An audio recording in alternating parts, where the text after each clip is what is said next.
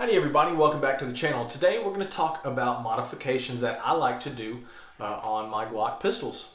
While none of these are really mandatory or necessary to make your gun run any better, they are three things that I do. And one of the reasons why I do that, if you'll go, if you haven't already, go listen to Jared Reston's AAR on the incident that he was involved in, I think back in 2007.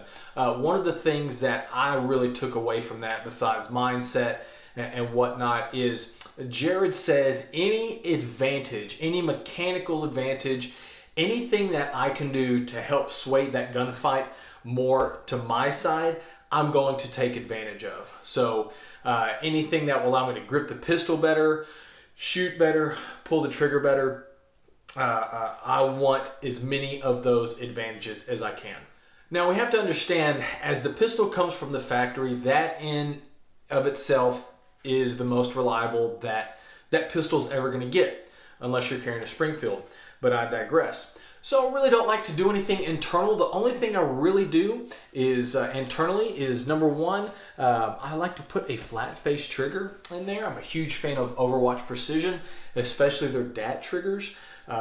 Fantastic products, great company, great people. One of the reasons why I like Overwatch is because they use an OEM trigger bar, and all they do is they just put an NP3 plating on it to help with make it a little bit more smooth. And then I put a 3.5 pound trigger connector in the back of that gun. That kind of helps lighten up that pull and makes everything a little bit more sweet. I do really like the flat face triggers. Some people aren't a fan of them, some people aren't. I really like them because I believe they help me get a much more straight press of that trigger to the rear. And as we start to back out on distances where your fundamentals really start to shine or not shine, and when they really come into play, accuracy is key. I want as much of an advantage as I can to really make those longer distance shots. So a flat face trigger for me allows me to pull that trigger much more straight to the rear and get those much better shots.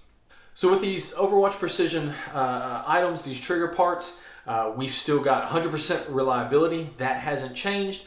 100% functionality, but all we're doing is we're trying to take a little bit of advantage that we can take where we can get it.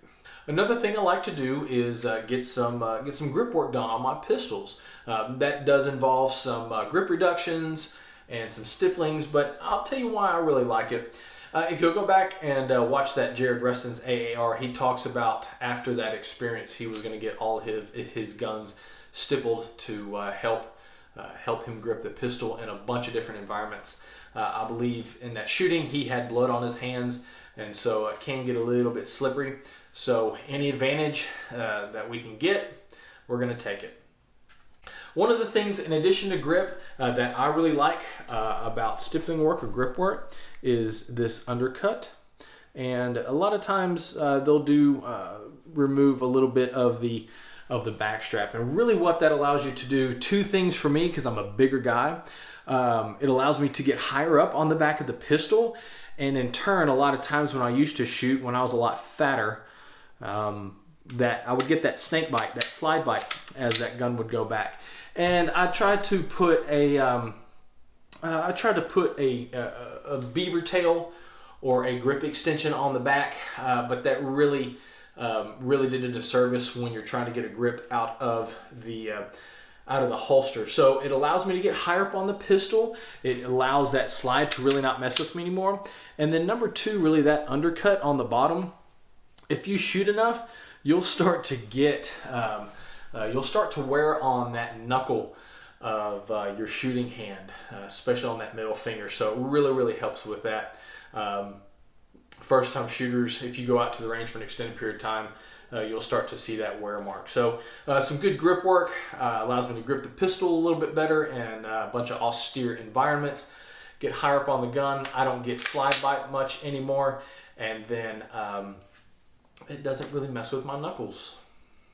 The last modification that I do, I believe this is a must with Glock pistols, is pistol sights. I've gone through an evolution of pistol sights in the last several years, and I have finally settled on a good set of fiber optics. It's another video for another day. Nonetheless, one of the reasons why I recommend upgrading your sights on the Glock is because as the sights come from Glock, they are cheap plastic pieces of junk. It has nothing to do with the ball in the cup design. Who needs constant electronic video stimulation when there's ball in a cup? It has to do with the fact that they're plastic. In the event that we need to do a one-handed manipulation and rack that slide off of something hard, I want some strong metal sights that will hold up. A couple years ago, I actually had taken a class and there was a new student there, and he had his Glock and he was shooting it, and we started working on one-hand manipulations, and as he's racking that slide off of his belt or his holster, that rear slide came out. So luckily that wasn't my first go around. I pulled one of my backup 19s, lent that to him for the rest of the day. He was good to go. But nonetheless, replace those cheap plastic Glock sights with some good solid iron sights. Mexico's favorite toy for over 340 years. Toss the ball, catch it in the cup. Other than that, guys, I really don't do much else to my carry firearms. Like I said, I want 100% reliability. I do put a weapon light on there, but that's really not a mod or a necessity. That's just something that's a personal preference that I have. Really don't get much into barrels. I definitely do not touch springs. You're starting to play with fire when you mess with the mechanics of it, and you're starting to jack around with spring weights and whatnot. So I do not advise of that. I want to share a couple modifications that I did use that I no longer do. So the first one, I used to put an extended mag release because I figured it would help me get to the point to where if I needed to reload, it'd help out with that. Well, they make the mag release kind of an awkward position, and they make it small for a reason. They don't necessarily want you to get to it that easily, only when you have to. And also, if you look at the statistics in a self-defense situation in a shooting, I believe John Correa of Active Self-Protection, I think he has documented only 4 times has a civilian ever conducted a reload in a gunfight. So what does that tell you?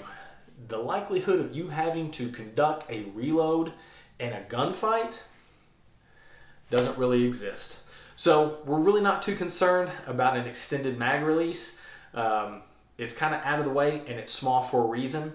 Keep it there. You really don't need a quick mag change, because in a civilian defense situation, you're probably not going to have to use it anyway. One other modification that I used to use that I don't anymore is a enhanced slide stop or slide release. If you do enough shooting, you'll realize, depending on your grip with those extended mag releases, you will get slide lock on a loaded magazine. I've had it happen too many times. I got so sick of it.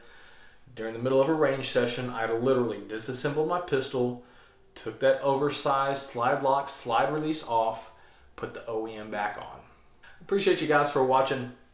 Just remember, let's try to keep our pistols as reliable as possible. Take every advantage that you can get that you see would be a necessity, but don't think that hardware is going to override skill and software. You need to get some training none the least, but any advantage that I can get that will help supplement my training, I'm going to take advantage of it, guys. We're living in a great time right now to where parts and mods and everything like that are extremely accessible. So make smart decisions and do what's best for you. But nonetheless, go out and train. I thank y'all for watching. If you like the video, click like. If not, thumbs down, comments, questions, put them below. Thank you guys again for watching. We'll catch you on the next video.